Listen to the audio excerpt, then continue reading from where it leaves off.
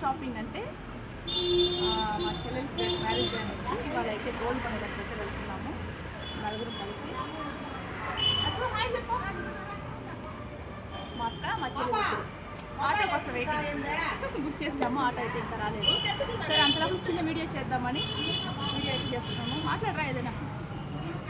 మా అక్క వీడియో తీసేటప్పుడంతా మాట్లాడు